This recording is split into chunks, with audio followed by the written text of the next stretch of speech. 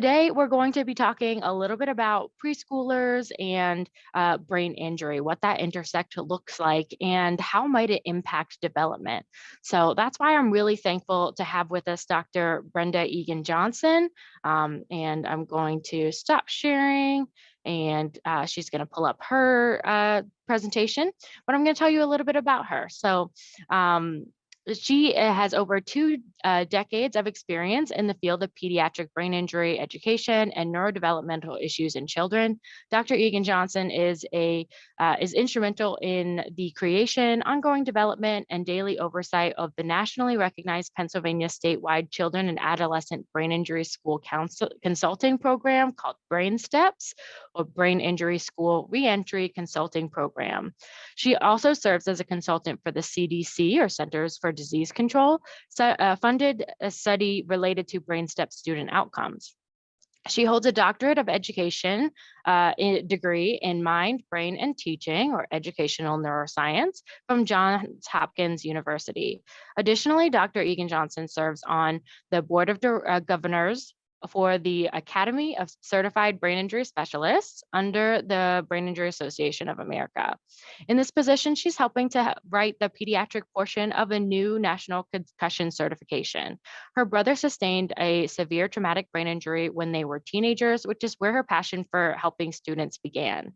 We're so thankful to have her with us today. She did a presentation for us back in 2021, and so now we're excited to kind of follow that up in a different capacity, but just as important. So I'm going to turn it over to you, Brenda. Thank you so much. I'm so excited. Thank you. Thank you very much. Hi, everybody. So hopefully you can see one slide on the screen. Lauren, let me know if that's not the case. Okay, so we are going to talk about early childhood brain injury. The title is Humpty Dumpty Had a Great Fall, Preschool-Age Children and Brain Injury. And we're also going to touch a little bit on ages 0 to 3, and then 3 to 5, which is the early childhood. So it's going to be everything up until about age 5 or 6. So let me go to... Okay, so our objectives today, we're going to talk about the differences between a young child's brain versus an adult's brain. We're going to talk about future issues that can arise from a prior injury at a young age. We're going to talk about early childhood brain injury signs and symptoms, and then what strategies parents and caregivers can use to help ensure that when that child goes to school, the school is aware of the brain injury. But first, I want to talk to you a little bit about nursery rhymes. You're probably thinking, why nursery rhymes? Well, we're talking about early childhood. In early childhood, we all know the nursery rhymes.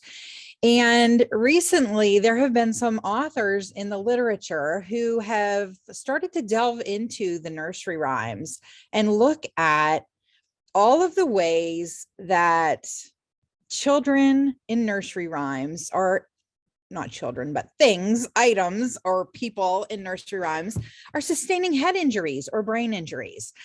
So this is one nursery rhyme. Think to yourself, what might this be? Well, Humpty Dumpty, he sat on a wall, he had a great fall, and they couldn't put Humpty together again, essentially, at the end. Well, that is a reference to a brain injury. Then the next slide, this is a little video.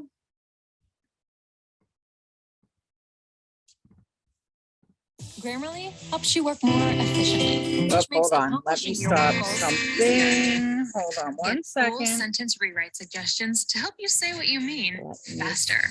Stop Download at sharing. Grammarly.com. Apparently, Try it today. I clicked. Okay. Stop. Goosey, goosey, gander. So we can listen to it at least. Goosey, goosey, gander, where shall I wander? Upstairs and downstairs and in my lady's chamber. There I met an old man who would not say his prayers. I took him by the left leg and threw him down the stairs. Okay. So now let me get my screen back up. Sorry for that glitch. So that one was Goosey Goosey Gander. And the goose, for those of you who are aware of the goose, threw the old man down the stairs and he sustained a brain injury. So now let me find my slides again. Okay, play from current slide. And I'm sorry, Lauren, I don't know why I'm having issues. So let me pull this back up. Okay, can you see one slide? Yep, all set. Okay, thank you. Okay, so the next one is, what do you think this nursery rhyme is? 5 little monkeys jumping on the bed. One fell off and bumped his head. And then we have, and this is called 2 different versions, Ring a Ring of Roses or Ring Around the Rosie, A Pocket Full of Posies, Ashes to Ashes, We All Fall Down. So here we have children falling down in another nursery rhyme. And in this nursery rhyme, what do you think it is? Rockabye baby on the treetop. When the wind blows, the cradle will rock. And when the bough breaks, the cradle will fall. And down will come baby. And you cannot fall from that high without sustaining probably some kind of brain injury. And how about this one, this nursery rhyme? It's raining, it's pouring, the old man is snoring, went to bed, bumped his head, and couldn't get up in the morning. And this nursery rhyme, so this looks a little different than you may think of Jack and Jill, but Jack and Jill went up the hill and then Jack fell down and broke his crown. Crown is his head. So here we go again. And this author talked about how nursery rhymes, they aim to teach children morals and good behavior, but the author said that there's actually a lot of suspected brain injuries that occur in these nursery rhymes, and he's wondering if they convey the correct image. Okay, now we're going to delve into brain injury statistics. So first, brain injury is a leading cause of death and disability in children and young adults, according to the Centers for Disease Control. Each year, over 500,000 children ages 0, so at birth, to 14 sustain traumatic brain injuries. The leading causes of traumatic brain injury in the United States are, about half of them are from falls, 28% are from unintentional blunt trauma. So when children are hit in the head with an object, like a ball. Then we have car accidents, which are the #1 cause of TBI-related death in older children above age 5. And in the population we're talking about today, homicide is the #1 cause of TBI-related death in children age 4 and younger.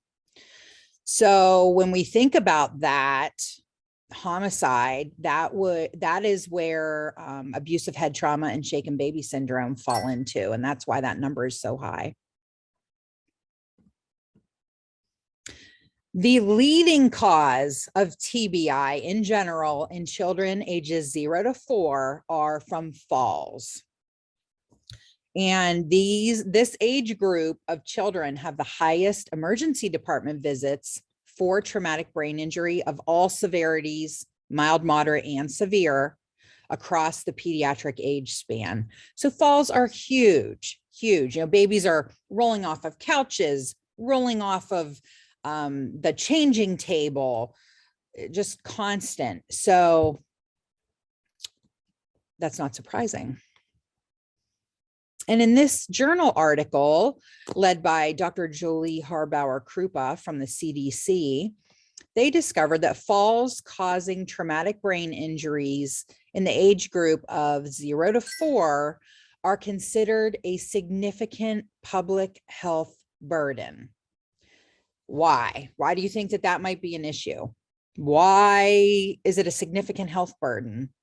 Well, we're going to talk about that today, because once you have a brain injury, often you will have long-term issues over time. So many people are experiencing traumatic brain injuries at all ages, and they need ongoing care of some sort, educationally, vocationally, rehabilitation, and it goes throughout the lifespan. And because of that, it's a significant public health burden. And I mentioned abusive head trauma a few minutes ago, which is the new term for shaken baby syndrome. And when this occurs, very common in ages, 0 to 4, especially, there's bleeding of the brain, which is considered a subdural hemorrhage or hematoma. There's brain swelling, which is a cerebral edema, and bleeding in the eyes, which is called a retinal hemorrhage. So those are the 3 medical indicators that doctors look for when a child comes in and they are suspecting abusive head trauma. And it only takes a few seconds, 3 seconds, to cause permanent damage in a baby from shaking. And they have found that prevention is very, very not only important, but works. So prevention efforts of working with new parents in the hospital and educating them on, how to calm down when your baby's screaming, when they have colic, they're finding that is very, very, very helpful to lowering the rates of abusive head trauma. Now, in this study, early elementary school outcome in children with a history of traumatic brain injury before age 6, the findings in this study indicate the importance of ongoing evaluations from neuropsychologists and speech language pathologists, as an example, because they can identify potential nuanced difficulties in children with mild, complicated TBI that may be missed by general evaluations. And the term mild complicated TBI means mild TBI is synonymous with the term concussion. It means the same thing. But if you throw that word complicated in there, that means that someone has a concussion, but they also have a finding on a scan, such as a brain bleed, a skull fracture. That makes a regular concussion now become complicated. And when you see a child has had a mild complicated concussion, at least when I see that, it's a red flag to me that even though all mild TBIs are very important, when I see that someone's had a complicated mild TBI, it tells me that they're probably going to take longer to recover. It's a little bit more involved because there is a finding on a scan. So that's just something to keep in mind. Now, the majority of children who sustain a brain injury in early childhood, even in older childhood, elementary school, middle school, high school, they will experience at least one impact, either cognitive, physical, emotional, social, behavioral, communication, sensory. They're going to experience at least one impact, probably multiple. But the majority of brain injuries that occur are concussions, and they do tend to resolve. However, the more you hit your head, they are now looking at that as accumulating over time. So as an adult, if I'm working with an adult who has a brain injury, I want to do a good solid history on them, because I want to know, starting at birth, after they were born, how many impacts did they have to their head where they were diagnosed with a brain injury? Because the more you have, we see the symptoms become more severe. We see people not recovering as well. So it's important, even as just parents, to document when your child has had a medically diagnosed concussion or more severe brain injury. Notate it. Keep track of that. So most of these symptoms will resolve. However, some may not, and we just don't know who. We don't know what impact they may have. And that's the hard thing about brain injury, because it varies so much, and the brain is in charge of everything we do. Therefore, anything we do can be impacted after brain injury. So the transition to kindergarten. All of you here today are interested in this young, early childhood age group. But we need to stop and think about, okay, so when they're transitioning to kindergarten, this is a critical time. Most children who sustain a brain injury and transition to kindergarten, their school staff are never told that they had a prior brain injury. Did you know that? That is true. Most school staff do not know. And there's reasons for this. First, it's up to the parent to tell the school. And many parents, don't want to tell the school about their child's brain injury because there may be a stigma attached to that for them. Not all children who've sustained a brain injury have lasting effects. So why would they tell the school? The physical effects of brain injury resolve quickly, and a child may look like they've returned to normal, and the hospital may have said, you know, your child's going to be okay, but okay to a medical provider may be different than what an educator sees in the classroom. So medical providers save lives, and educators are receiving these students back into the school, into the kindergarten classroom, into the first grade classroom, and they may see these effects showing up over time of a prior brain injury. So that's something to keep in mind today while we go through our slides. Now I'm going to show you a little video. Let's hope it works.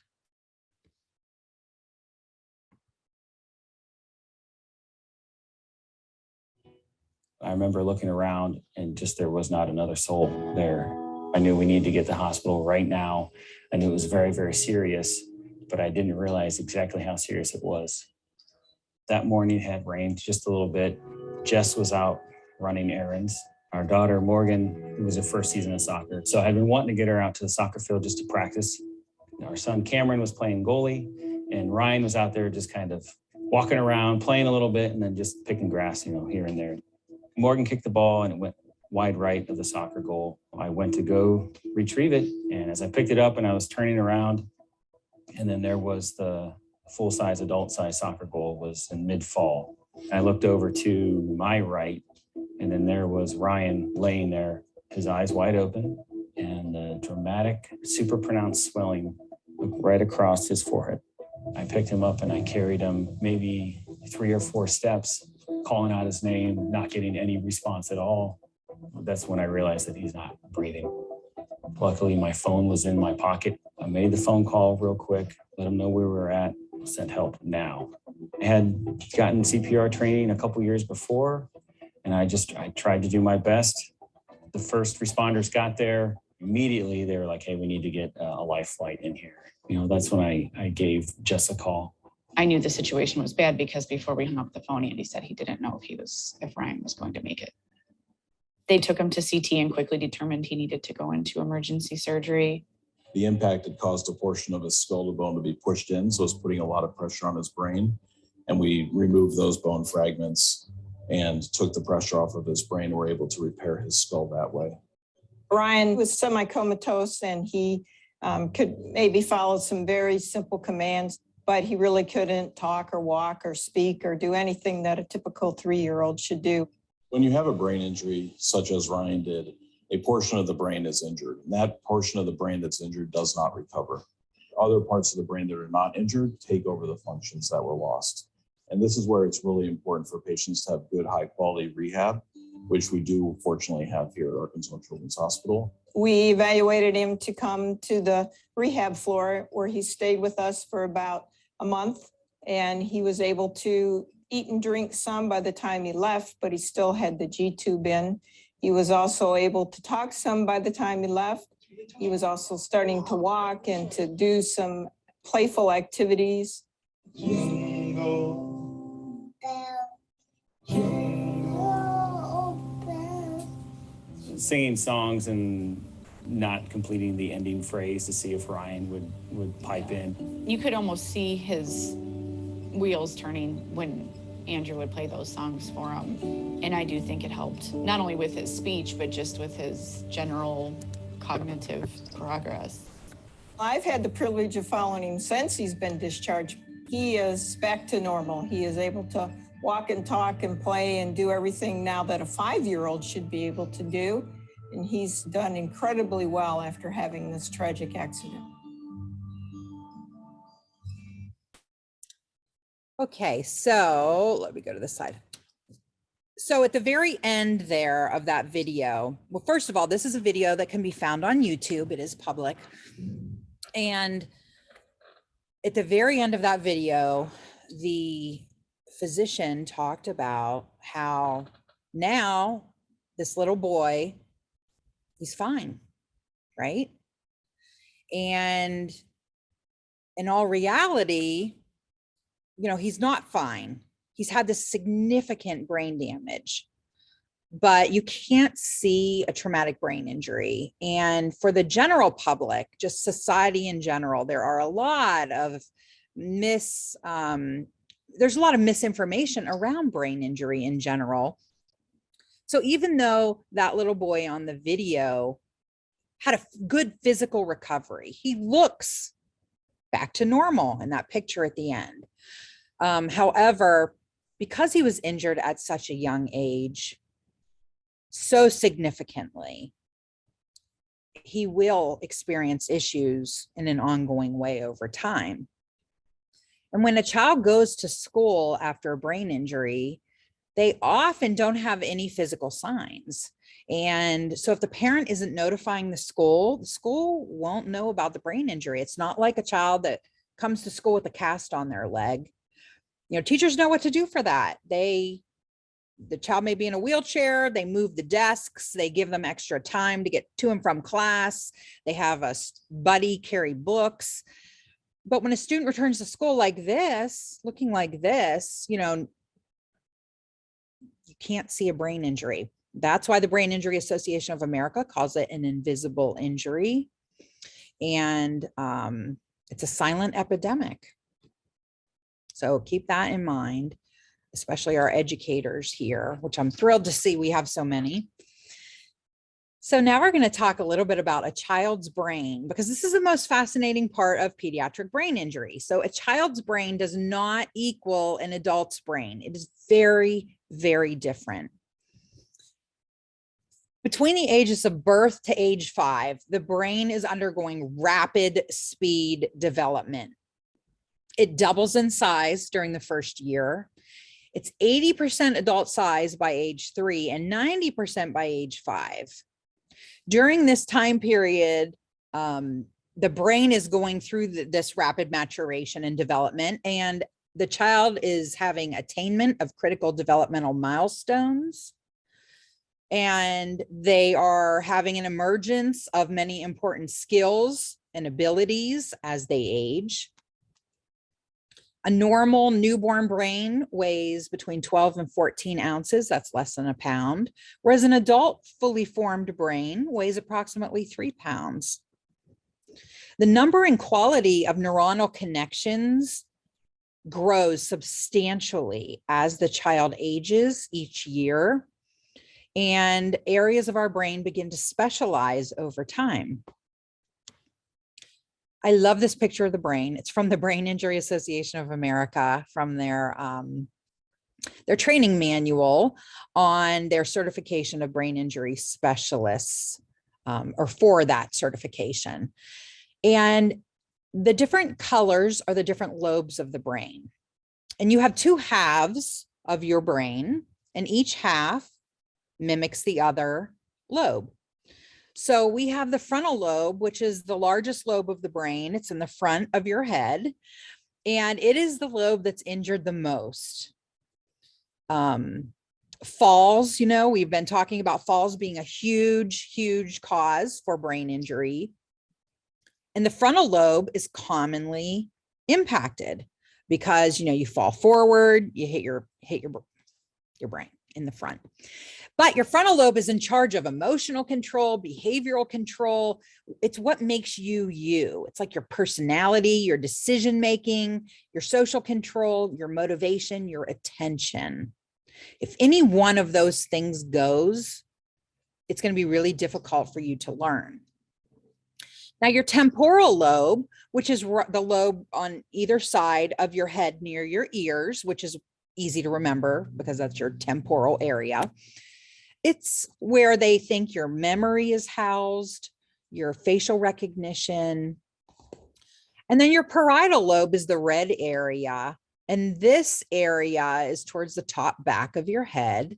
And it's really responsible for your spatial orientation, like where you're at in space. So a student walking down a hallway, maneuvering between other students is a good example of spatial orientation. Hand coordination. And then we have the occipital lobe, which is where your vision is actually processed. So if you ever hit the back of your head really hard and see stars, it's because you have activated your occipital lobe. You've jolted it and you do see stars. So that's just a little bit of fun info.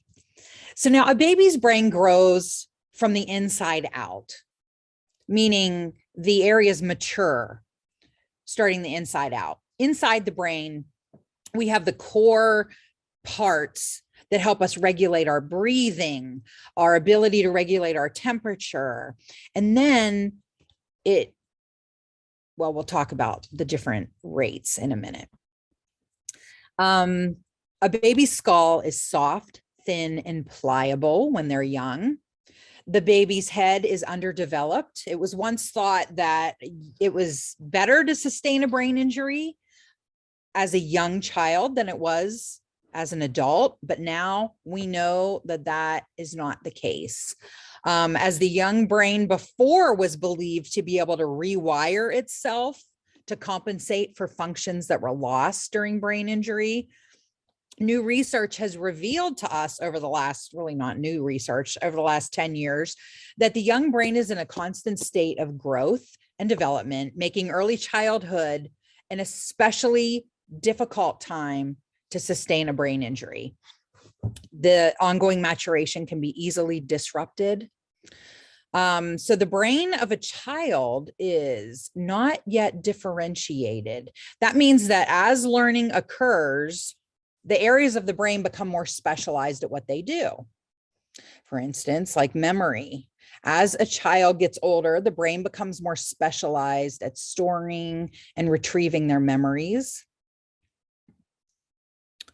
If a child is injured before their brain is differentiated, it will be much more difficult for them to learn in the future.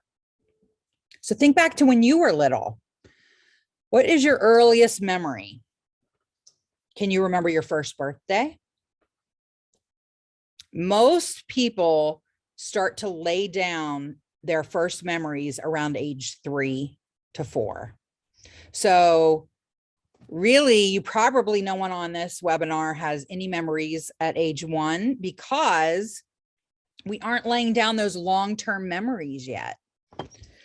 When do babies begin to smile? When do they begin to crawl, to scoot, to walk? When do they hold their own bottles?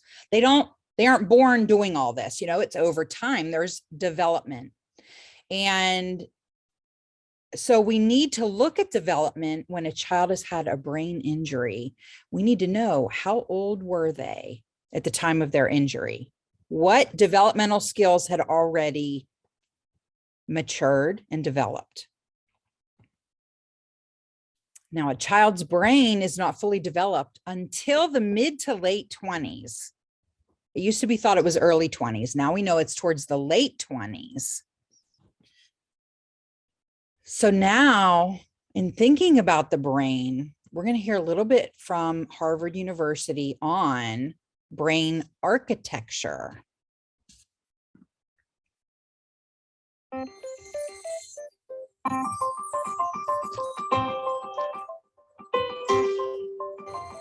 A child's experiences during the earliest years of life have a lasting impact on the architecture of the developing brain. Genes provide the basic blueprint, but experiences shape the process that determines whether a child's brain will provide a strong or weak foundation for all future learning, behavior, and health. During this important period of brain development, billions of brain cells called neurons send electrical signals to communicate with each other. These connections form circuits that become the basic foundation of brain architecture. Circuits and connections proliferate at a rapid pace and are reinforced through repeated use. Our experiences and environment dictate which circuits and connections get more use. Connections that are used more grow stronger and more permanent. Meanwhile, connections that are used less fade away through a normal process called pruning. Well-used circuits create lightning-fast pathways for neural signals to travel across regions of the brain. Simple circuits form first, providing a foundation for more complex circuits to build on later. Through this process, neurons form strong circuits and connections for emotions, motor skills, behavioral control, logic, language, and memory during the early critical period of development. With repeated use, these circuits become more efficient and connect to other areas of the brain more rapidly. While they originate in specific areas of the brain, the circuits are interconnected. You can't have one type of skill without the others to support it. Like building a house, everything is connected, and what comes first forms a foundation for all that comes later.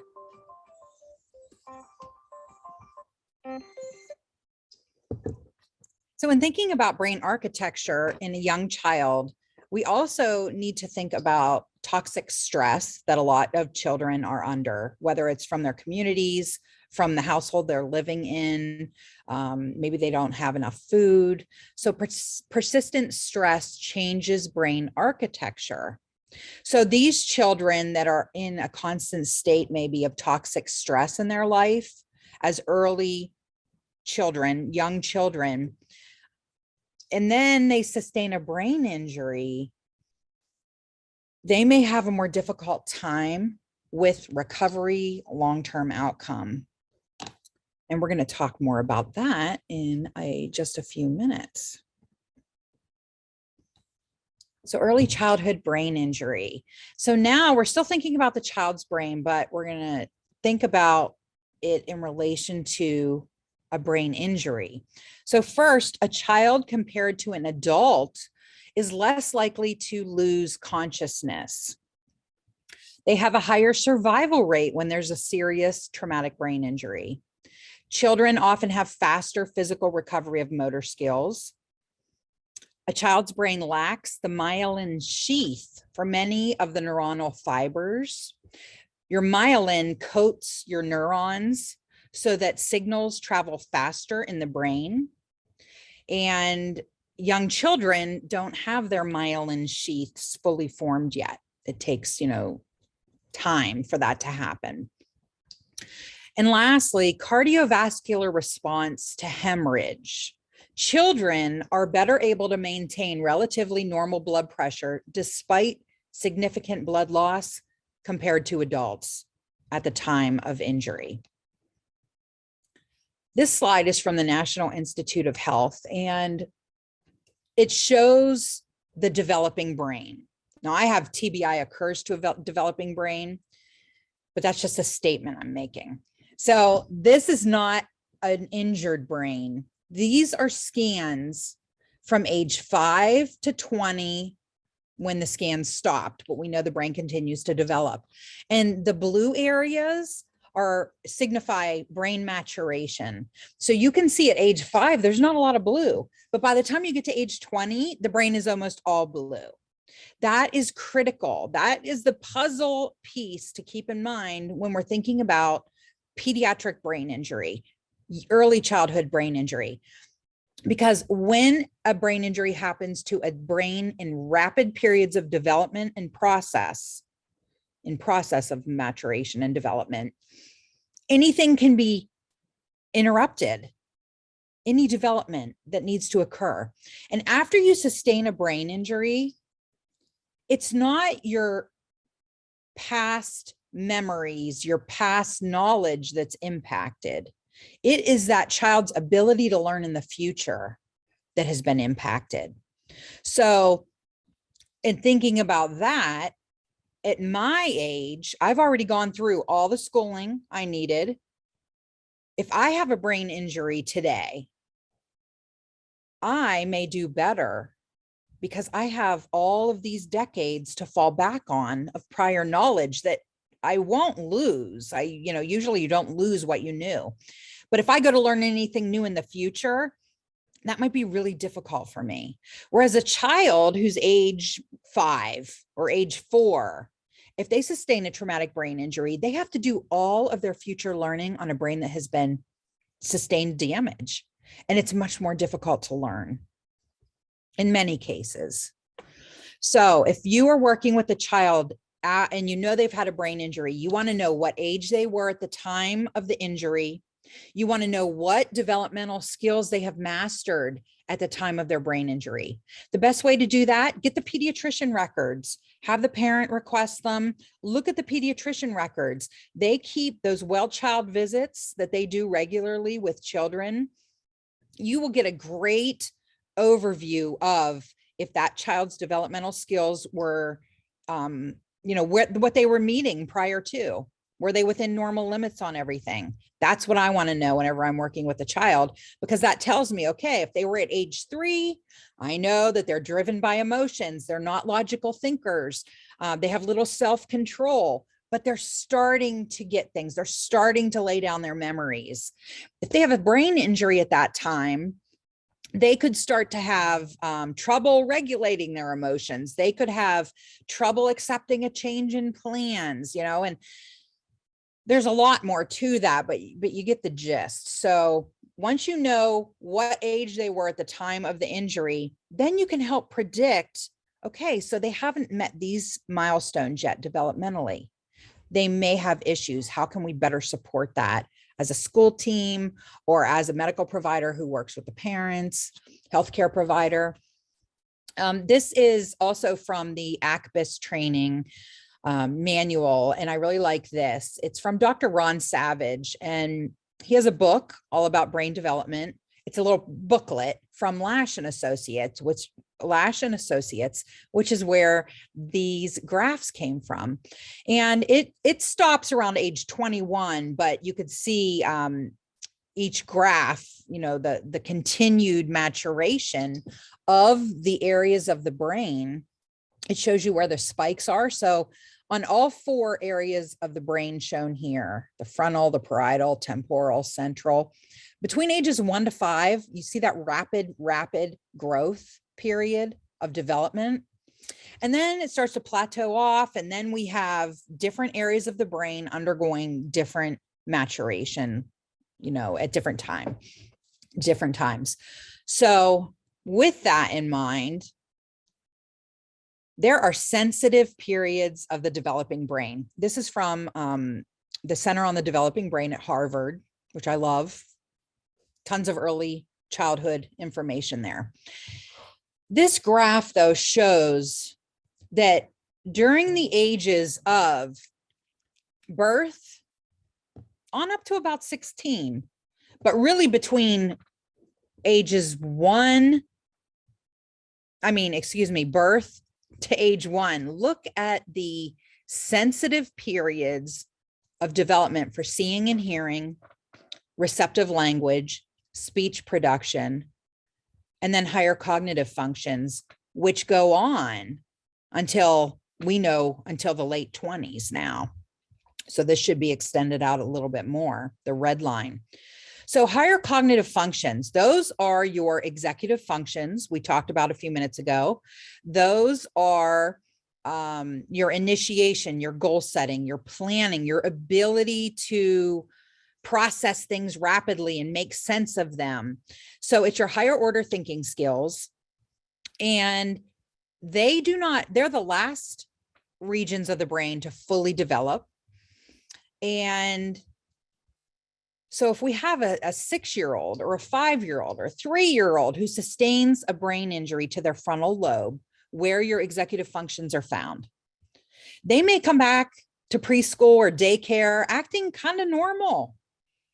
There may be no issues because your higher order thinking skills are not going to be used in a big way. They're not developing until the years go by. So middle school, we tend to see an early childhood frontal lobe injury manifest in middle school, when a student is required to switch from, in third grade, you're reading to learn. And then starting in fourth grade and fifth grade, you are learning, third grade, you're learning to read.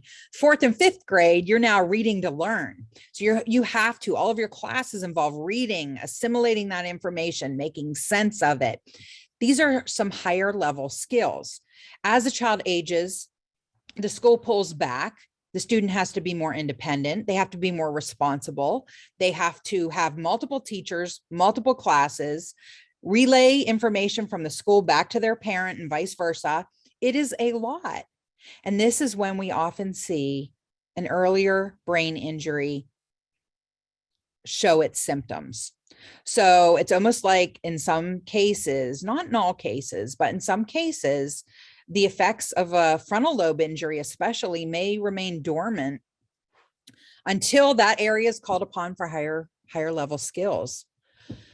And here's another slide looking at the sensitive periods of brain development.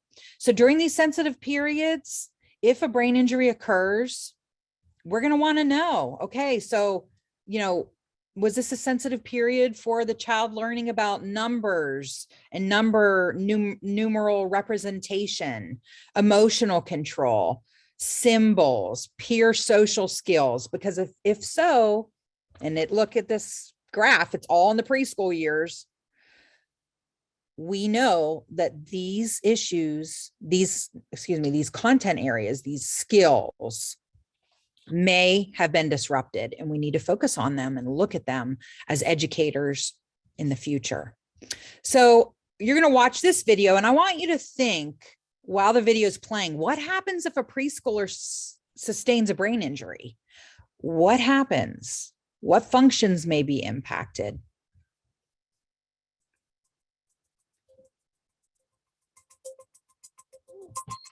Science tells us that minds are built, not born. And at the center of this dynamic architecture are a set of skills called executive function and self-regulation. Children's self-regulation and executive function are key ingredients in their lifetime performance. It's not just about learning language or learning numbers or learning colors. We have to be able to work effectively with others, with distractions, with multiple demands. These actually are skills that contribute to the productivity of the American workforce. Look at your shapes. What should you have done next? Educators, I think, are looking for just this sort of thing. And when we describe what we mean by executive function, they say, yes, that's it. That's exactly, the problem. These kids, they can tell me these rules, but they can't actually use them. What's this? A toolbox. A toolbox. What is executive function? Safety goggles. Probably the best way to think about it is sort of like an air traffic control system in the brain. Just like an air traffic control system has to manage lots of airplanes going on, lots of runways, and really exquisite timing and so on. A child has to manage a lot of information, avoid distractions. We really think of it as involving working memory and inhibitory control and mental flexibility. Take a situation where a child is having to take turns. So first of all, the child has to have inhibitory control. The child has to be able to stop whatever he or she is doing and let the other child take a turn. But when it's your turn again, you also have to remember what it is you're supposed to be doing. So that pulls on working memory. If the children who are taking the turns after you do something unpredictable, you have to be able to adjust what you're going to do next. And that requires mental flexibility. children who are struggling with these capacities often look like children who just aren't paying attention, or children who are deliberately not controlling themselves. If you don't have self-regulation, you act out and the teacher puts you in timeout, and so then you miss part of the learning that's going on, and then you are more upset because you're behind, and so you act out, and so you get this downward spiral. How does executive function develop? 7, and +4. In little children, and even, in the infant and toddler years, you begin to see the roots of executive functioning skills. What's going on in our brains is unbelievably intricate and complicated. The prefrontal cortex, or the front third of the brain, is important for executive function. But it's more than just prefrontal cortex. This region doesn't act alone. It's involved in controlling your behavior through its interactions with all other parts of the brain. The brain goes from a situation where you've got nearest neurons communicating very strongly with each other and ignoring the rest of the brain, to these widespread networks that are connecting these different areas. Executive function changes over the life course.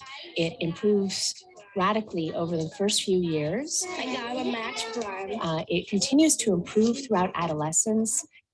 It's not until early adulthood that you have the adult type networks that are very strongly activated that connect different brain regions together. Let's take notes. Also, we believe that executive functions can be trained. It's just like going to the gym. So the more you practice in these areas, the stronger the capacity is likely to become, because you're hoping to strengthen those neural connections. You're at 24. Slowly but surely, you're going to be able to step back, and that child's going to go into the world with these skills where they can get along with other people, change rules, and they can be flexible, and they can accomplish new things, and they're unafraid. I got bit by my dog in my arm. Oh dear. If we don't learn these skills during the childhood and adolescent years when they're coming online, we are really ill-equipped as an adult to hold a job, to maintain a marriage, to raise children, to get along with each other, to basically be part of a civil society. You're okay.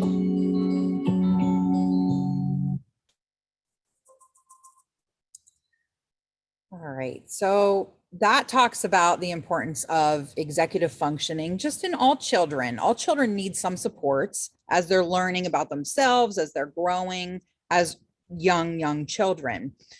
However, if a brain injury has occurred to a young child, they may have a lot of difficulty regulating and learning how to regulate themselves, learning how to,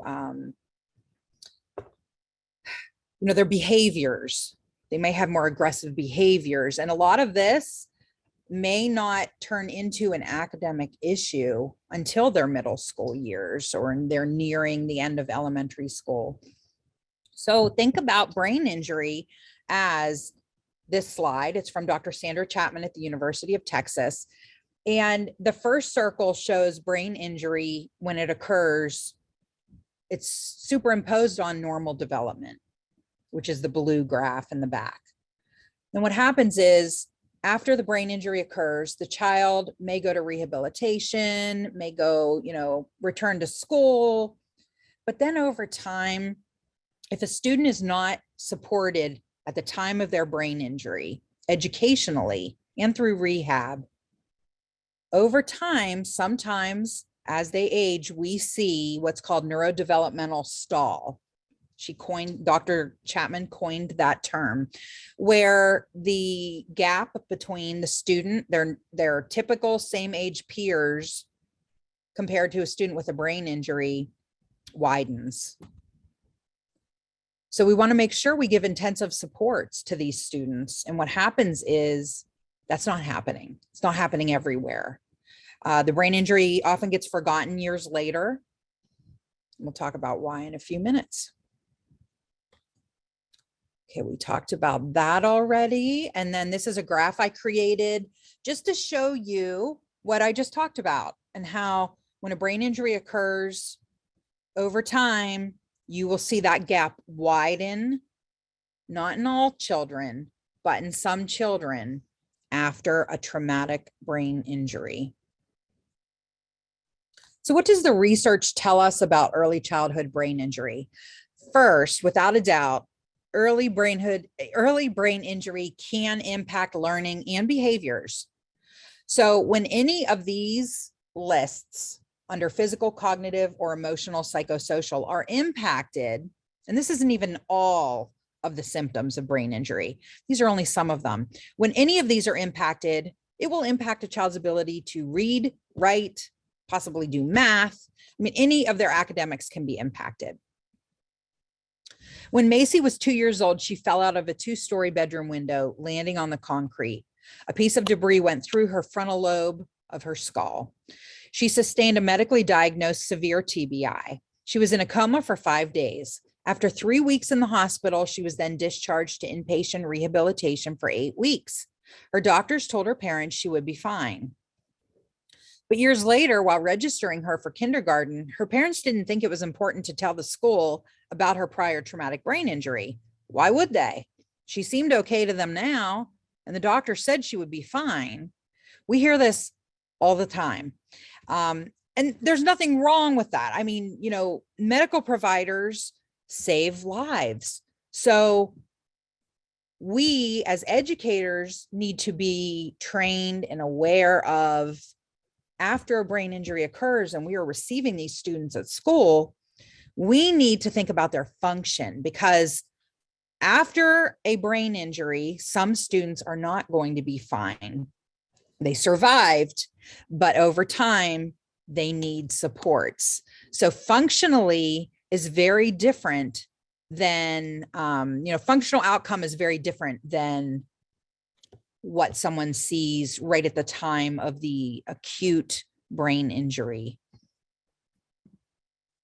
Early childhood brain injury is like a house that you build. So if you're building a house and you have your foundation and your contractor tells you, oh, the foundation has a big crack in it, but I'll patch it, it'll be okay.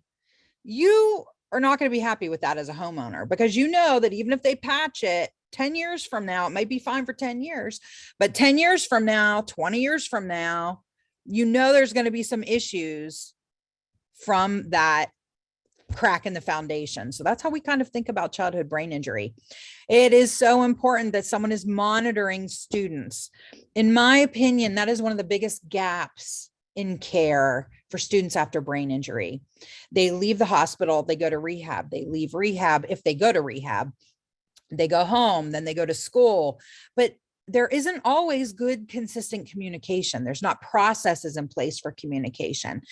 And there's not, one person assigned to monitor this child besides the parents. So we have to make sure we're giving parents information so that they can know what to look for in the future after their child's had a brain injury. This is a great book, if you're interested, by Vicki Anderson and Keith Yates. But this quote in there is important. Neurobehaviorally, multiple studies have shown that the more severe TBI during the infancy and preschool years is associated with worse outcomes than injury occurring in later childhood or adolescence, and that skills not yet developed or currently in development may be particularly susceptible to injury. So interaction between age and recovery. Well, children with severe brain injury at age 3 to 7 have poorer outcomes per the research than children who sustain severe injuries at an older age, ages 8 to 12, who in turn have poorer outcomes than children who are injured between ages of 12 to 15. So this gets back to earlier injury does not necessarily mean it's better for outcome. Earlier tends to be worse for outcome. Donders and Warchowski, the researchers, compared those injured at ages 6 to 12 with those injured at ages 16 to 20, and found both groups were similar on overall cognitive ability, post-injury education, and vocational accomplishments. But the younger onset group had poorer outcomes for higher level cognitive skills, social integration, driving, and legal guardianship.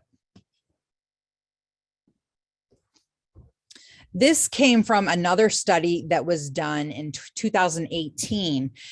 The study was a history of parent-reported child traumatic brain injury and associated health conditions. So if you look at this graph here, this shows the lifetime history of a child who had a brain injury compared to children whose parents said they did not have a brain injury. Look at the difference in the associated health conditions. Children with brain injury were 21%. They had 21% of them had a learning disorder also, whereas if they didn't have a brain injury, only 9% of them had a learning disorder. Attention disorder, 20% had, compared to 8% for no brain injury. So this chart is just really important for us to think about, because it's not just a brain injury. If you are working with a child with a brain injury, there could be other comorbidities going on caused by the brain injury or exacerbated by the brain injury that you're going to want to find out about. In this study, adolescent psychiatric symptoms following preschool childhood mild TBI. So that's concussion. And this study is very interesting because the results showed at age 14 to 16, children who had been hospitalized for concussion during preschool were significantly more likely to show symptoms of attention deficit, conduct disorder, oppositional defiant disorder, substance abuse, and mood disorders, but not anxiety disorders.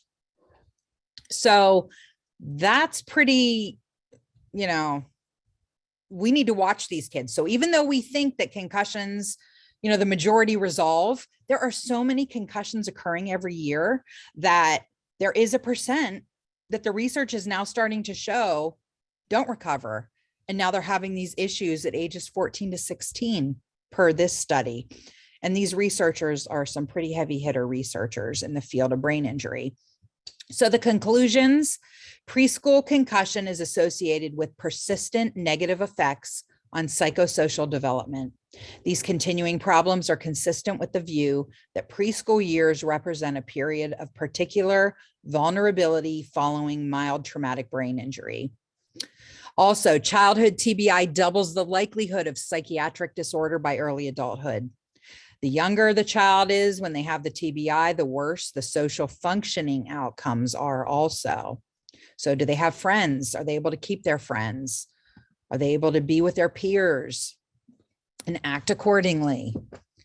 So now we're going to jump into what signs and symptoms of brain injury do very young children experience, because it's different than an adult or even than a teenager.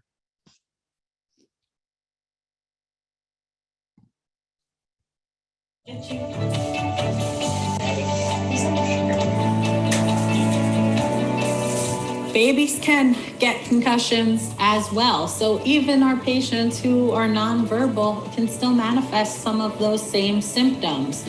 So for a baby who falls out of your arms or rolls off the bed or the couch, looking to see if they're acting any differently would really warrant a medical provider attention. So if they're not responsive right away after the fall, if all of a sudden they're more irritable or cranky than usual, or their sleep patterns are dramatically changing, they're spitting up a lot more, or vomiting after the fall.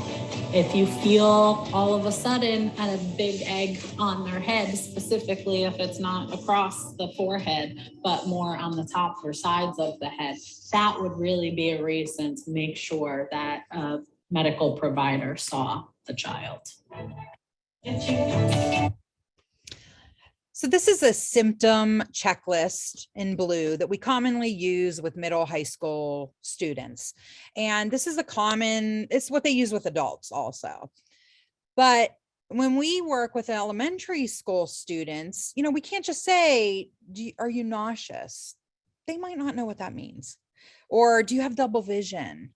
They aren't going to know what that means. They aren't going to know what fatigue means. They aren't going to know are you feeling anxious? Are you depressed? You can't talk to an elementary child like that. So instead, we came up with a different checklist at the BrainSTEPS program that we use with elementary students. So we ask them things like, does your head hurt? Does your stomach hurt? Do you feel wobbly, like you're losing, balance? Do you feel like things are spinning? Do you feel tired? Does the sun hurt your eyes more? Does the light hurt your eyes? So we just ask, we ask more questions to try to get at those answers. But then when we're thinking about little children, these aren't good enough. Why? Because when you are a baby or a very young child, we have to rely on parent observations and parent reporting of symptoms because children can't report symptoms. So these are common physical symptoms that you may see in babies or young children after a traumatic brain injury. Loss of new skills, such as toilet training. I see this frequently. Parent will say the child was toilet trained, then they have a brain injury. Now they're wetting the bed, they're wetting their pants at daycare. Confusion, distraction, decreased smiling, responds more slowly to questions, more physical signs. We would want to ask the parent, are they frequently rubbing their eyes? Are they rubbing or holding their head? That could signify sensitivity to light. It could signify headache. Decreased ability to focus their eyes. Do they cover their ears or cry when they have loud noises around them? Do they cover their eyes or cry when they have bright lights on? Have they have changes in their sucking or swallowing abilities, which could affect their appetite? Are they eating? Are they resisting food? Do they have sudden food texture intolerance? These could all be signs of concussion or more severe injury, brain injury. Then thinking about cognitive, are they listless? Do they have a lack of interest? Are they not playing with their toys anymore? Are they not looking at their mobile anymore? Do they have decreased vocalization or babbling? How about their sleep? Has their nap time been disrupted? Either they won't nap, they nap more, they nap longer. Has their nighttime sleeping pattern changed? So these are big red flags. Are they yawning more? Behaviorally, are you able to console them as a parent? Are they having meltdowns more? Are they extremely irritable? So you'll notice a difference, your child after they hit their head, maybe now you can't console them. Maybe now they're having these aggressive behaviors with their siblings or with peers. Maybe suddenly now they're afraid to be left alone without their parent. So these are all things after a hit to the head that you may want to report to your child's pediatrician for sure. So this is a study that was done at Children's Hospital of Philadelphia, I believe. And characteristics of diagnosed concussions in children 0 to 4 years old presenting to a large pediatric healthcare network. Yeah, this was Children's Hospital of Philadelphia. So parents and caregivers often reported symptoms not commonly listed on commonly used concussion scales. Personality change was one of the most cited symptoms in the study. Additional symptoms that were also common were increased or decreased appetite, increased or decreased urination, urination accidents, and constipation and diarrhea. These are not something that is listed on an adult or a teenager symptom scale. So it cites the need for behavioral change assessments of behaviors that have been noted by parents and caregivers that need to be used during the medical assessment for these very young children. And the effects of early childhood TBI can affect everything. We commonly see mental fatigue. We commonly see language issues, memory issues, new learning difficulties, slowed processing speed, obviously executive function difficulties, and social emotional skills. From birth to age 5, after a traumatic brain injury, it's not uncommon to have a disruption in the child's ability to regulate their state, their arousal, their sleep.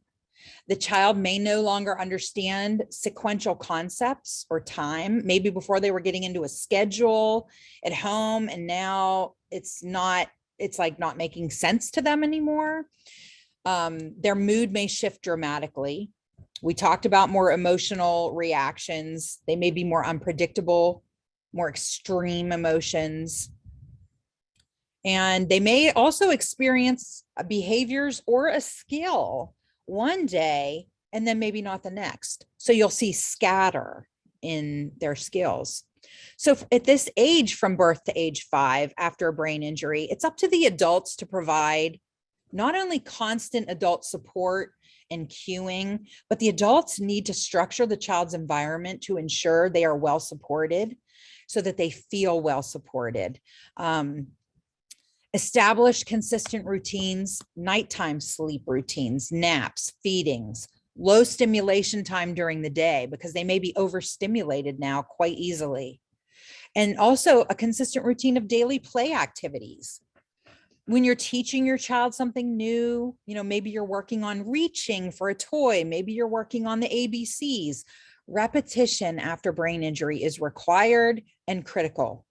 Also, scaffold learning experiences. This means you may need to spend more time with your child to teach them a skill and have them mimic you doing the skill. And then over time, you can pull back your supports and let them try to do it on their own.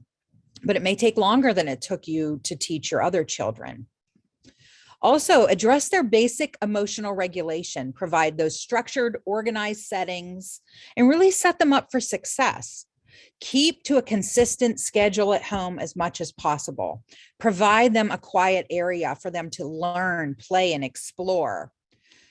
And that close adult supervision is very important for reinforcement, cueing. Teach them simple strategies for self-regulation. A simple strategy would be something that Dr. Mark Yelvisaker talked about it a lot in the past. And he has done a lot of research in the field of brain injury. But he's no longer here with us, but he talked a lot about teaching children how to regulate themselves by using simple strategies such as scary, not scary, or big deal, little deal. So if a child's always getting upset after their brain injury over everything, teach them, okay, what's a big deal and what's a little deal for you? Talk about it. Find out what makes you really upset and what really isn't a big deal. And over time, using this strategy as a parent with a child, when they start to get unregulated and start to get upset, you could say, is this a big deal or a little deal? And then they have to stop and think, is this a big deal or is this a little deal? Someone stealing their toy, that's a big deal to them. But maybe, them crying because they want a different kind of food to eat that day, that's a little deal. So you can work with your child to come up with strategies like that. And also, transitions are sometimes they cause meltdowns in kids. Transitions are more difficult after a child's had a brain injury for them to process through. So providing them transition cues prior to transitioning is helpful. All that to say, I want you to start to view brain injury through the lens of adverse childhood experiences. Some of you may already heard this term before, some of you may have not. But basically, there was a study done, 17,000 people completed a survey through CDC Kaiser Permanente. It's called the Adverse Childhood Experience Study. And what they found was that there are potentially traumatic experiences such as neglect, experiencing or witnessing violence, and having a family member attempt or die by suicide that can occur in childhood, birth to age 17, that can affect children for years and impact not only their life opportunities, but their future health. And So if you have not heard of adverse childhood experiences, you should really Google it because it's turning into a big deal. And this study is really fascinating. But in your handouts, I did put a quiz that you can take to see how many adverse childhood experiences you've had in your history. Because if you've had 4 or more, that's a significant amount. And so therefore, if a child has a brain injury and they have a lot of these adverse childhood experiences in their past already, it's going to be more difficult for them for their outcomes. So they're going to need even more support from the community, from their school, and from their parents. So we know without a doubt, research tells us that trauma can adversely affect the young brain. Brain injury can also completely affect the young brain. A child's brain is negatively impacted based on the timing of the trauma, whether it's from a traumatic brain injury or from an adverse childhood event like sexual abuse, physical abuse, lack of food. Maybe they live in an environment where there's a lot of gangs in the neighborhood and they can't go outside and play and they're always in fear. The amount of trauma, the spacing of trauma that they've had to go through, and the interventions to that to help them are considered positive supports. So even if someone has adverse childhood experiences in their life, it can be negated by positive adult supports or positive community supports. So maybe you had a hard time growing up, but you had some great teachers who were like parents to you, or your grandparents were there to support you if your parents weren't. Those are positive supports that can really help you over time, so your adverse childhood experiences aren't negatively impacting you like they would if you didn't have these positive supports. Okay, so they found now that all of these types of things can be caused by adverse childhood experiences: heart disease, cancer, stroke. I mean, the list goes on and on. I'm not going to talk about them all here, but it's fascinating, and the CDC has more on it. But I always want you to think about how many ACEs does a child have in their history if they've had a brain injury. We have to think about what they've gone through and what supports they need, in addition to the supports that they need for their brain injury to ensure optimal outcome. Okay, so after a brain injury, access to appropriate school supports, access to positive adult interactions, knowledgeable caregivers who understand brain injury. That's where we can help provide education on brain injury to their families. They should have safe and nurturing relationships with the adults around them, access to rehab, and positive peer interactions. So I gave you this quiz to take. You can do that on your own, but I stuck it in the handouts for you. And then I'm not going to talk about this slide, but if you want to know more about it, this talks about if your ACEs are really high. And if you want to do a search of the literature, ACEs and brain injury can be found throughout the literature now. Something to think about. So the building blocks of brain development.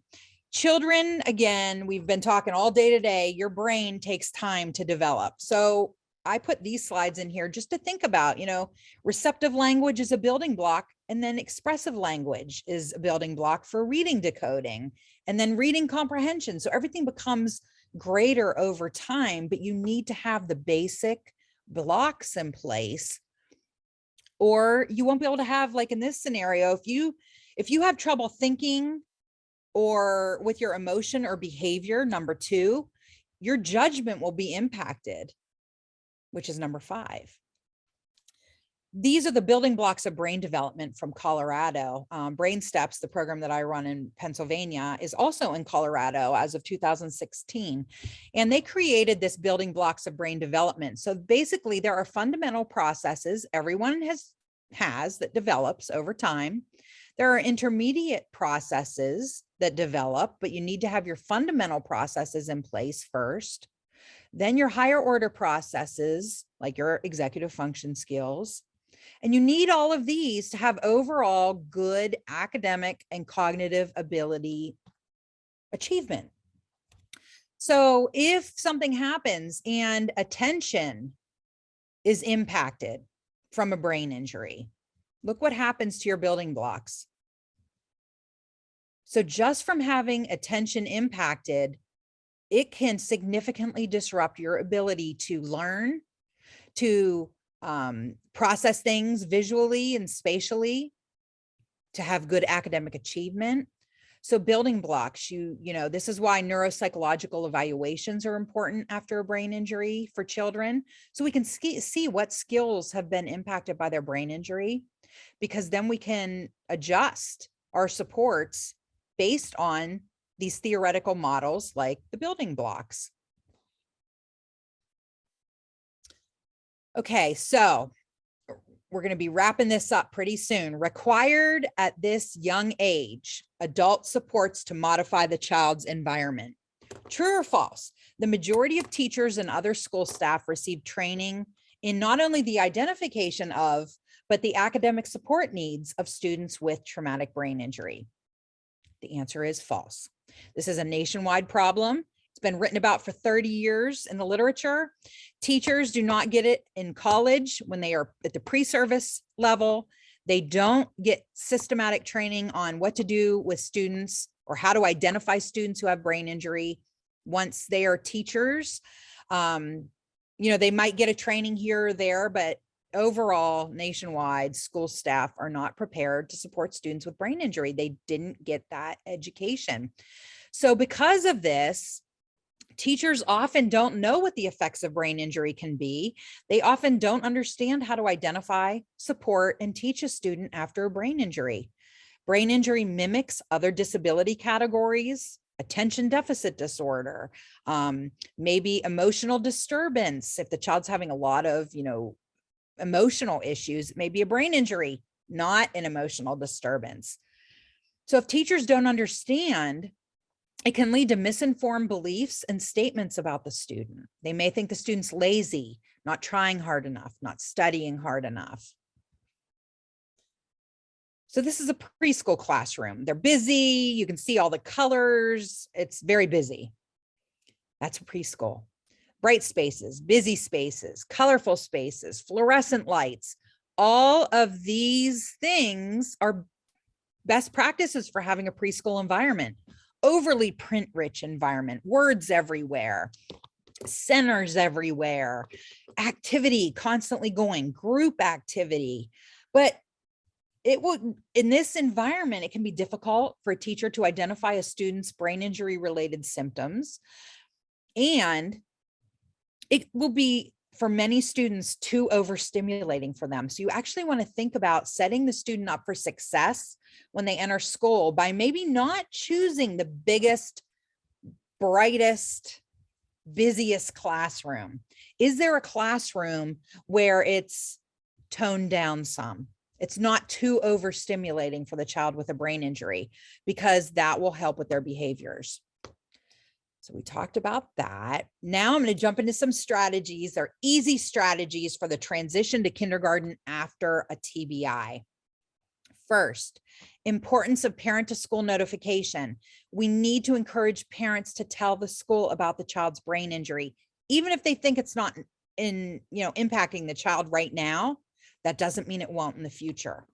So step one, the first thing a parent can do, write a letter to the child's elementary school counselor and school nurse. Let them know that your child's had a brain injury, at what age, list the symptoms that the child may be experiencing. Maybe they're not. Still tell them. List any difficulties, list any changes pre and post brain injury. Ask that this letter be placed in your child's permanent educational file. And the reason for this is because if your child starts to have issues in the future with learning or behavior at school, the brain injury diagnosis will not be forgotten. It gets forgotten all the time. So this way can help ensure it won't be. Step two, request that your school hold a transition meeting during the summer prior to the child going to kindergarten, so you can discuss your concerns and share your brain injury student care binder. Now, this early childhood student care binder looks like this. We use it all the time in Pennsylvania. We created this for our teams to give out to parents, but basically anyone could do it. You purchase a binder with a clear pocket sleeve. You put, a cover, you slide it in. That's what ours looks like. And then you print out, this is what we use. So you print out inserts separating sections. The three main sections here are F, G, and H: medical records, rehab records, educational records. We will sit with a parent and we will help them. We'll say, bring all your records, all your information. We will sit there and help pull the key pieces of information that they put in this binder. And our parents bring these red binders with them to all their school meetings. It helps them feel confident. Then as their child ages, this binder, we replace it with an older binder, but then the child can lead their own meetings at school. So it helps them learn self-advocacy skills. For the sake of time, I'm not going to go through all of this, but it's pretty self-explanatory here. And I did put examples in.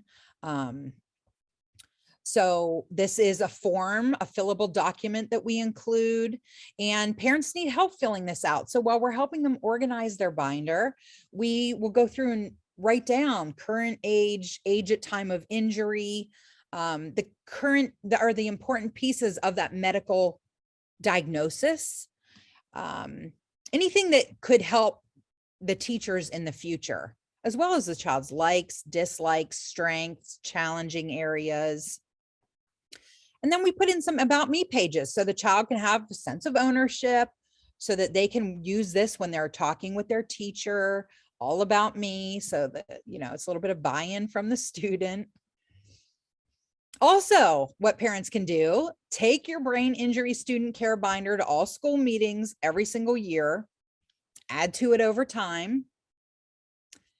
Another strategy is when your child's transitioning to kindergarten, make a picture book to prepare your child for the kindergarten transition. So this is an example: kindergarten, Chloe's new school. The parent, with school permission, can go in, take pictures of the student's school environment, make a little book about it, go through it with your child, because remember, after brain injury, transitions are difficult. So we want to prepare our children. So, this is the bus I'm riding. I'll walk through these front doors. I'll walk down the hallway to the classroom. The parent can read this book to the student. These are my teachers. Get them familiar with who they're going to be seeing and the routines that they're going to be doing in their classroom. How they'll raise their hand, we'll read books, I'll have recess. So you get the gist of what this is, but it can really help a student.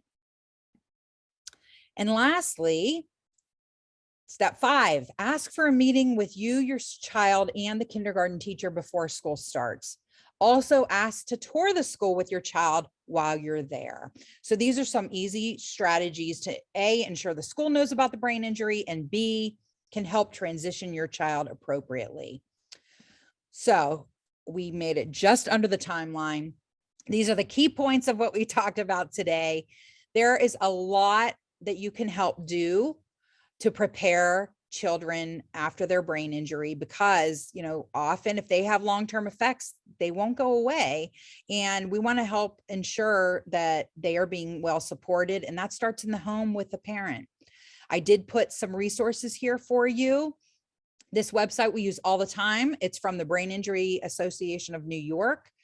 A lot of videos on there. It's Project LearnNet. It's Dr. Mark Yelvisacker's legacy, but they're great concrete strategies that anyone can access for free, all about students with brain injuries. Also, I included a screening tool, websites. This is one I co-own with Dr. Karen McAvoy, all about free one-pagers on concussion. There's articles out there. I just put some websites, and there's my contact information. So I know we have some questions. So Lauren, how would you like, I think we have questions. Do we have questions? We have a lot of thank yous, a lot of excitement. I have a good bit of questions myself, which is shocking because you fit so much in there and they were so wonderful. But I just, if you have some time, I'd love to talk, just kind of talk candidly with you about them. Yep. So one thing that I mentioned, or that I know you focused on traumatic brain injury and, concussions and head injury in that aspect. Do you see similarities with those individuals that maybe experience non-traumatic brain injuries such as stroke or anoxia? What are the similarities or maybe differences that you see in terms of development with those groups? I am so glad you brought this up because I told myself, make sure you say this at the beginning, and then my video wouldn't play and I completely forgot. So even though I use the term TBI throughout, any brain injury that occurs after birth at any point in time, we use the same strategies for. So that includes stroke, brain tumor, late-term chemotherapy and radiation effects to the brain, anoxia, near drowning, lightning strike, strangulation, all of that. Same, just replace non-TBI or acquired brain injury for where I had TBI. And we do the same exact strategies. Excellent. Yeah, I know that's something that here in North Carolina we separate out, but really, you know, like you said, in terms of the strategies, it's really the same. We don't really need to be separating them out as much as we do in terms of, you know, accessing services. So I'm so glad we were able to talk about that. I am obsessed with the language that I saw in the screening and how kind of you changed it to be able to be accessible for individuals in the elementary and a little bit earlier age. Are there resources out there or, you know, maybe a communication board or communication cards to look at the symptoms of a concussion or head injury to start being able to give those individuals language in terms of what they're feeling? I'm thinking about those young children that are maybe having those behavioral challenges. You know, it's the end of the day, they're getting even more, you know, more symptoms than usual, but it's probably, you know, it could be due to a headache or due to overstimulation, but it's being seen as a behavioral challenge instead of the more cognitive or physical challenge. Are there resources out there that we can start giving to those children to start to advocate for themselves when they get the words to identify what they're feeling? So a couple things. One, there's not a wealth of information, as you know, there's not a wealth of information on this specific topic of 0 to 5 and brain injury. However, there are pockets, you know, around the United States of people doing things. So like, for instance, in our program, BrainSTEPS in Pennsylvania, we do accept preschool referrals. So ages 3 to 5, we also work with. And so some of our teams do use picture cards to help identify symptoms a child may be experiencing. This is a new area for concussion and the symptoms. There is research currently being done by Dr. Miriam Beauchamp. I think she's out of Canada, but she is working on something, a project, I believe it's called Reaction or Reacts, REACTS, something like that, where they are studying the behavioral effects of concussion so that they can create better tools, but that is in process right now. So I think that it's an emerging area. I think first everyone was trying to get concussion under control for adults and then high school. And now people are starting to think about the younger kids. And, you know, honestly, some of the research, it's a little frightening because before we thought, you know, you had a concussion and you're going to be fine, which is the case in most cases. But yet there's still this research that's starting to come through now showing these behavioral effects that might not manifest until years later. How are we going to track those kids? You know, if you're not in a state, when there's not many states that have programs that monitor kids after brain injury, what will happen if the parents aren't notifying the school? So, and then there's a whole another section. So once you notify the school, I also just got done saying, but most schools don't have training in knowing what to do. So that's a whole nother, you know, then we have to make sure the schools are trained and have access to quality training to know what to do when they are told my child's had a brain injury. So it's this whole process that still isn't in place in most areas. Yeah, I would definitely agree with you there. It's definitely multifaceted and there's so many different layers to it. And I think this education and awareness is really just the start. one of my questions was, you talked about outcomes and the diagnoses, additional diagnoses after brain injury. Do you think there are a lot more people out there that maybe have these diagnoses, maybe labeled on them, but they don't have that identified brain injury? Do you think that that's kind of significant in our education system, or do you think we're doing, a good job at identifying that previous brain injury? Honestly, so I've been in the field in Pennsylvania with schools and brain injury for 15 years now. And something that I think about all the time is, we know that shaken baby syndrome or abusive head trauma happens frequently. However, those are the cases that actually make it to the hospital. What about the kids that are being shaken enough to do some damage, but not enough to make it, because those kids only get to the hospital if they are significantly impacted. They're like unable to be woke up, they're bleeding. What about the kids that are being shaken enough to do damage, but no one ever knows? Could that explain a lot of our learning disabilities, a lot of our attention? Brain injury cannot be a leading cause of death and disability without us seeing it in the schools, and we're not seeing it in the schools.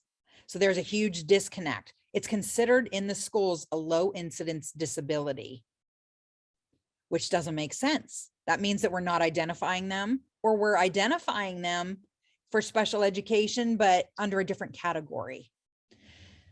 So, there's a lot to that.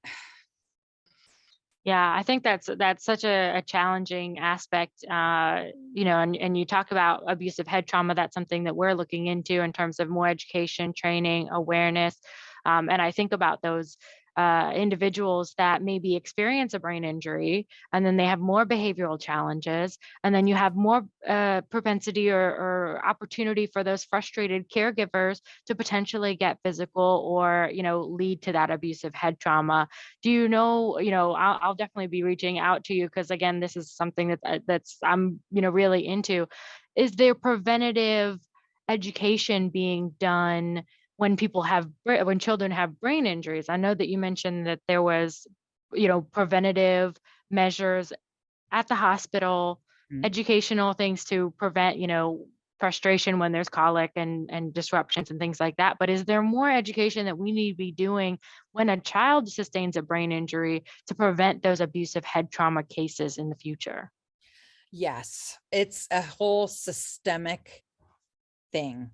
I don't even know where to begin tackling that, because, when you think about that, and how if you're already in an abusive home and you've had a brain injury and now you're unregulated and you're emotional and you may sustain more brain injuries because of your acting out, those are adverse childhood experiences.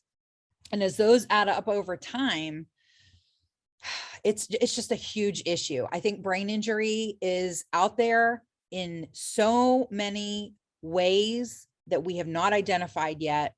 There is a lot of work being done right now on domestic violence and intimate partner violence. And I'm always the one in the back chirping, saying, don't forget child abuse, because if the parent is being abused, there's a good chance the child's also being abused. And what's the way to do that? Well, they grab your ponytail, they hit your head. So I know there are strategies like, have your child not wear a ponytail, have them wear a bun, because a bun's harder to grab. For the people that are having a hard time getting out of these cycles of abuse. But, that's a whole new, there are people doing a lot of good work in these areas, but it's so new that there's so much to be done. The whole system needs an overhaul around intimate partner violence, domestic abuse, and then, the juvenile justice system and the adult criminal justice system. It's fraught with people who've had multiple injuries to the brain that were never identified.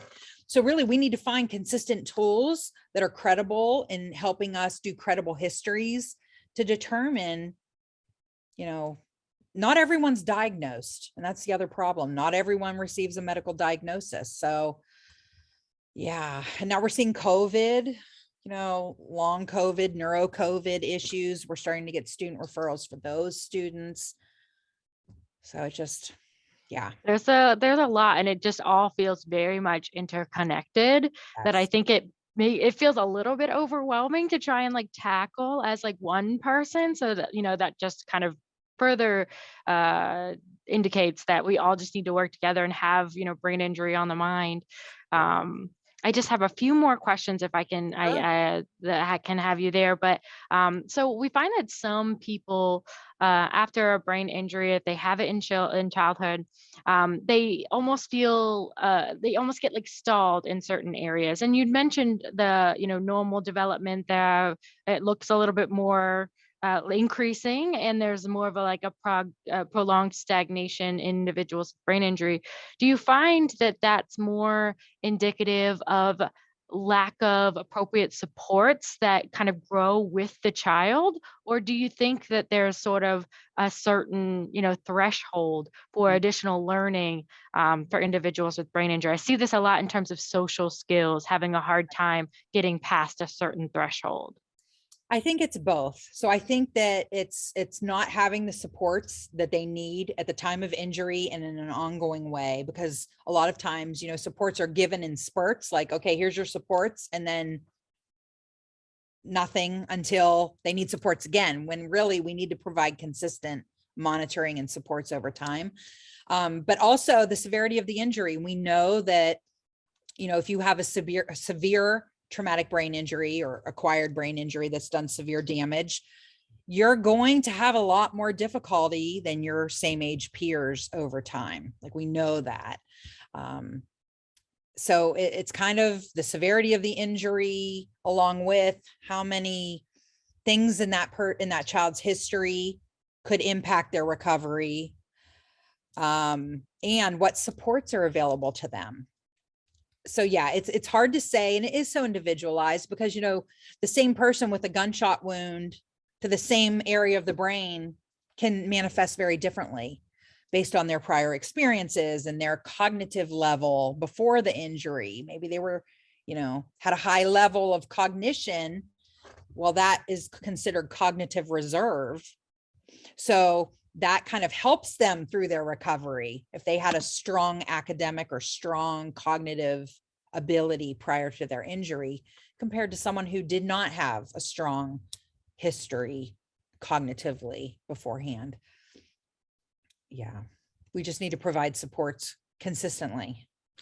Yeah, and I think it's hard because I know that with children, it's like you get a certain routine down, or you feel like you get it, and then they move into another developmental milestone, and it's a whole new thing that you have to like learn. So I think that would be challenging for parents to continually kind of like update this type of strategies as the cognitive demand increases. Yes. I think that would be challenging. My last question, which I'm so thankful that you've been answering these for me, but do you find that individuals and children that experience a brain injury, are they more or less similar or dissimilar to individuals that maybe have developmental disabilities, intellectual developmental disabilities like autism, ADHD, learning disabilities? Do you see, have you been looking at any like brain scans as they develop? Are they more similar? What can you tell us about that with, in North Carolina, when you have a brain injury under a certain age, it's typically classified under the intellectual developmental disability component. And so I was wondering what you're kind of seeing in terms of similarities or dissimilarities. And I know that that could be an entire talk by itself. So I realize that, it would only be an overview, but no. So when we think about this, I think about it in two segments. So I think about kids, so 0 to 5, 0 to 6. When they have a brain injury, to me, it's more similar to a brain injury acquired before birth, during birth, developmental disability, because they, the younger you are, the more similar those are. And that's where a real gray area too, because, people are like, well, why can't my child be considered traumatic brain injury if they had, maybe the cord was wrapped around their neck at the time of birth? or if they had a stroke in utero. And, really it's just, I don't know. I don't even know. There's just boxes drawn for different categories and we have to follow them for our programs, but very similar the younger they are. It's very different the older they are. So even though like maybe a child who's 10 or 12 then sustains an acquired brain injury, to me, it's different. It's the same as other disabilities in a lot of ways, memory, attention, executive function issues. But the problem and the difference is they remember who they used to be. They're cognizant of that. Whereas a 2-year-old won't be, 3-year-old won't be. An 8-year-old will remember who their friends were. A 10-year-old will remember playing baseball and now maybe he can't. A 12-year-old will remember, I wasn't in this special education room and now I am, and it's a double-edged sword for these kids. And I think that that's the hardest part of brain injury because they may have had an established friend base.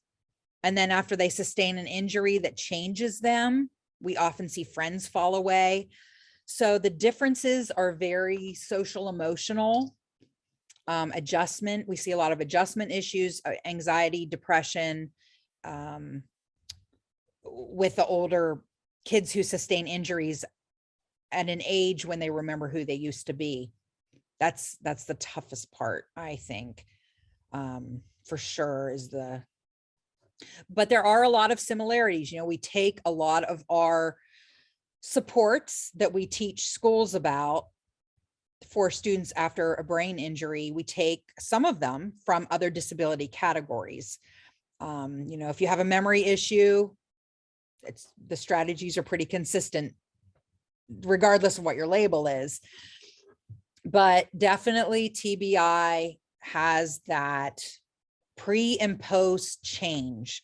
So if you are working with someone and you want to know, what do we do for a child who's had an acquired brain injury? Look at their pre and post changes, and that can guide the supports that they need, because that's where they've changed. Maybe before they were good at math, maybe now they're not. Maybe before they were good at writing and now they're not. And, so you really want to look at what has changed for this child, because it helps. And you want to know what area of the brain was injured, because if I know that the occipital part of their brain, which is the vision processing area, if I know that there was direct damage there, I'm going to wonder about their vision.